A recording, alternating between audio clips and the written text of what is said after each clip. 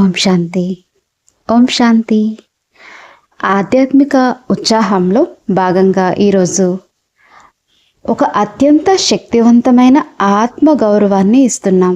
అదే నేను మాస్టర్ సర్వశక్తివంతుణ్ణి. ఉన్నతమైన ఆధ్యాత్మిక ప్రయాణం చేయటానికి విఘ్నాలనే మేఘాలని దాటవలసి ఉంటుంది. జీవితం అనే ఈ ప్రయాణంలో మనం వేగంగా ముందుకు సాగాలని ప్రయత్నించినప్పుడు చాలామంది మన దారిని అడ్డుకోవడానికి వస్తారు. అనేక ఆటంకాలు ఎదురవుతూ ఉంటాయి.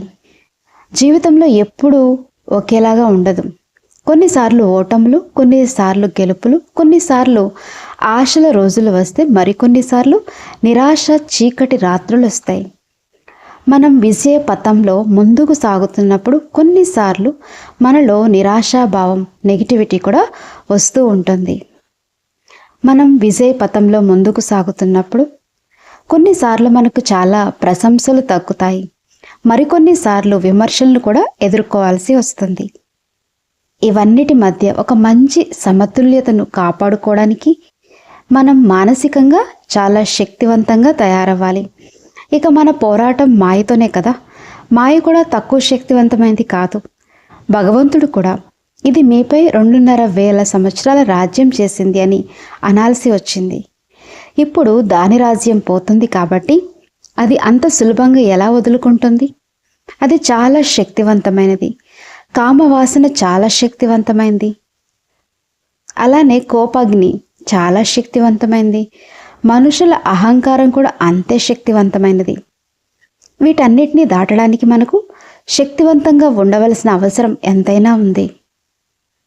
అందువల్ల మనం మనల్ని ఈ ఆత్మ గౌరవంలో, స్వమానంలో స్థిరపరుచుకుందాం. నేను సర్వశక్తివంతుడి యొక్క సంతానాన్ని. నేను మాస్టర్ సర్వశక్తివంతుణ్ణి. దీన్ని మనం మనసారా స్వీకరిద్దాం. పులిబిడ్డ పులియే అవుతుంది కదా. ఏ శక్తి అయితే పులిలో ఉంటుందో అదే శక్తి దాని చిన్నారి పులి పిల్లలో కూడా కనిపిస్తుంది.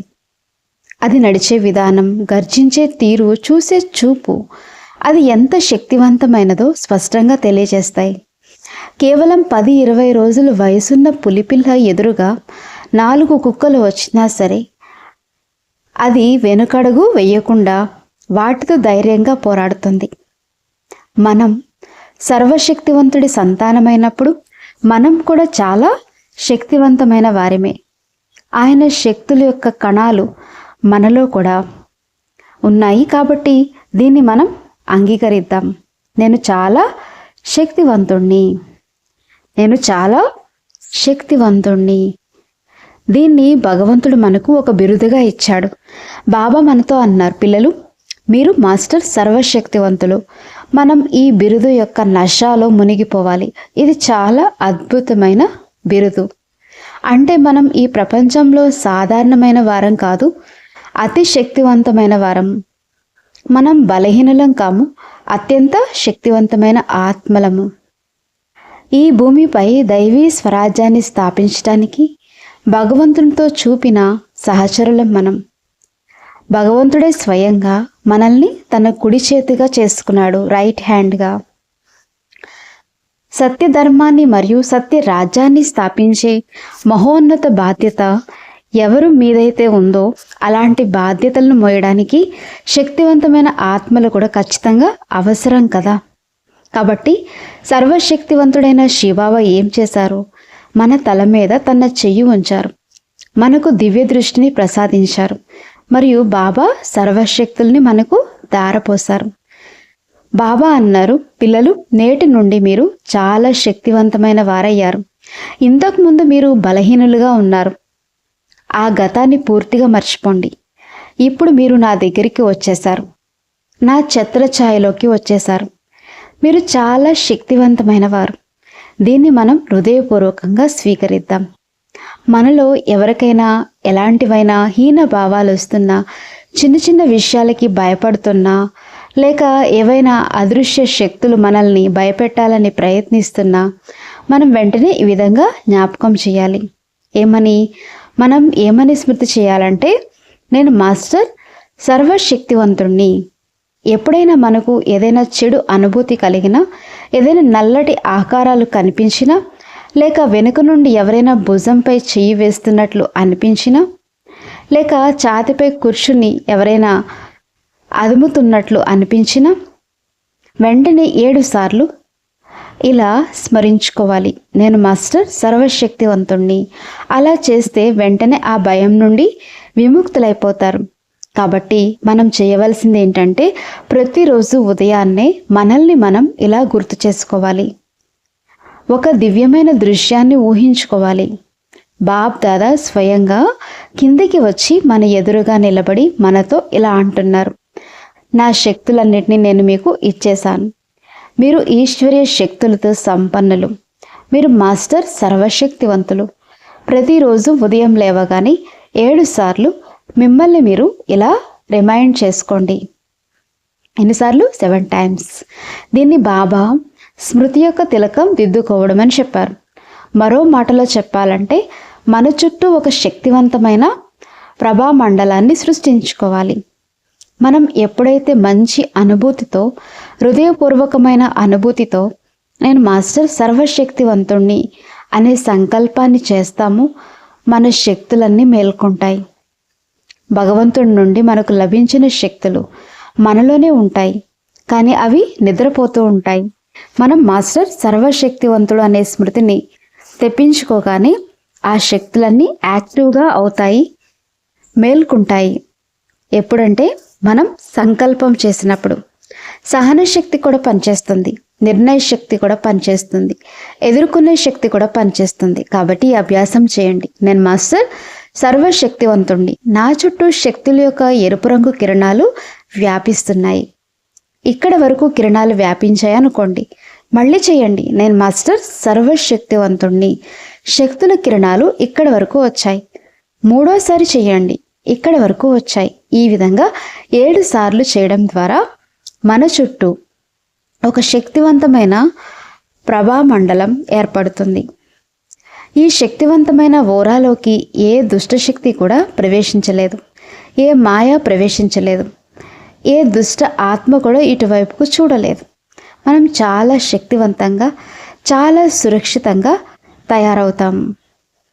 ఒకవేళ మీకు ఎప్పుడైనా లోపల దాగి ఉన్న భయం వేధిస్తుంటే అసలు ఎందుకు భయపడుతున్నారో మీకు తెలియకపోయినా సరే, ఉదయం లేవగానే రోజుకి 7 సార్లు లేక 21 సార్లు ఇలా స్మరించుకోండి, నేను మాస్టర్ సర్వశక్తివంతుణ్ణి, నిర్భయుడిని, నేను మాస్టర్ సర్వశక్తివంతుణ్ణి, ఆత్మను నేను అజర్, అమర్, అవినాశిని, నిర్భయుడిని, ఇలా అనుకోండి.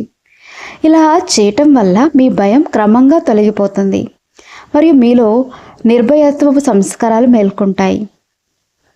ఈ భయం అనేది పూర్వజన్మల్లో మనతో జరిగిన ఏదైనా సంఘటన వల్ల, లేక మనల్ని తీవ్రంగా భయపెట్టిన ఏదైనా ఇన్సిడెంట్ వల్ల కలిగి ఉంటుంది. ఆ భయాన్ని బయటకు తీయడానికి ఇది ఒక సరైన పద్ధతి. 21 రోజుల్లో కూడా ఈ భయం తగ్గిపోవచ్చు. కాబట్టి ఒకవేళ అవసరమైతే ఇంకొన్ని రోజులు ఎక్కువగా చేయండి. ఒకవేళ మీకు వ్యర్థ సంకల్పాలు చాలా వస్తూ ఉంటే, మీ వ్యర్థ ఆలోచనల వల్ల మీరు చాలా ఇబ్బంది పడుతూ ఉంటే, లేదైనా సమస్య గురించిన ఆందోళనలు మిమ్మల్ని నిద్రపోనివ్వకపోతే, ఉదయం లేచి 108 సార్లు ఇలా రాయండి, నేను మాస్టర్ సర్వశక్తివంతుణ్ణి. మంచి అనుభూతితో, సంపూర్ణ స్వీకరణతో రాయండి. అలా చేసినప్పుడే మనసు నుండి ఎంతో శక్తివంతమైనటువంటి వైబ్రేషన్స్ మెదడుకు వెళ్తాయి, నలువైపులా వ్యాపిస్తాయి, మొత్తం శరీరానికి పాకుతాయి. ఇట్లా ప్రాక్టీస్ చేయాలి.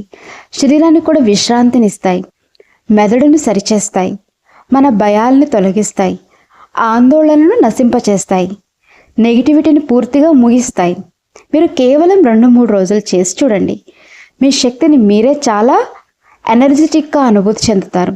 కాబట్టి అనేక సమస్యలకు ఇదే పరిష్కారం.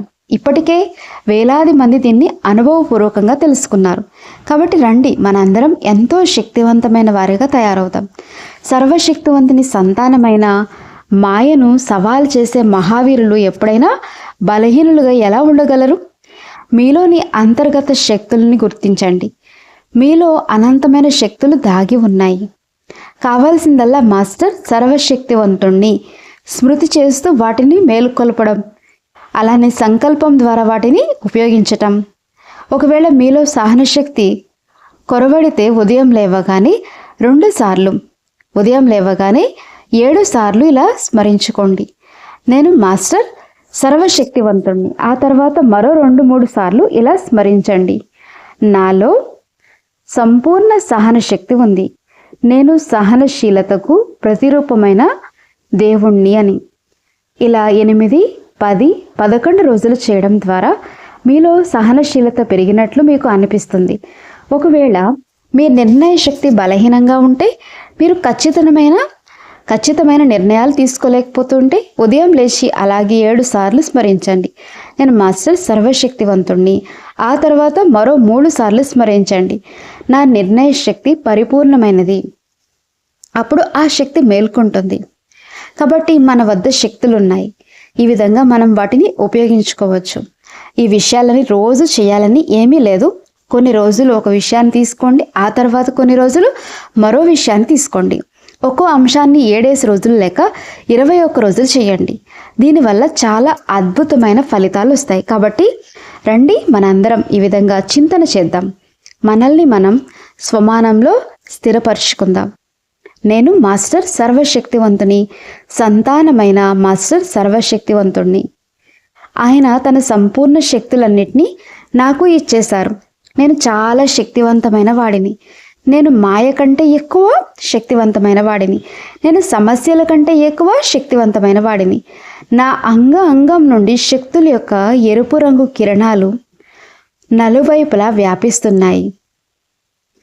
ఆత్మ నుండి, మస్తకం నుండి శక్తుల యొక్క ఒక శక్తివంతమైనటువంటి జలపాతం లాంటి కిరణాలు ముందుకు ప్రవహిస్తుంది, ఇతరులపై పడుతుంది. ప్రశాంతంగా ఏకాంతంగా తిరగండి మరియు అభ్యాసం చేయండి. నిస్సందేహంగా మీరు చాలా శక్తివంతంగా తయారవుతారు. మీ నిద్రపోతున్న శక్తులన్నీ కూడా మేల్కొంటాయి. అచ్చా, ఓం శాంతి.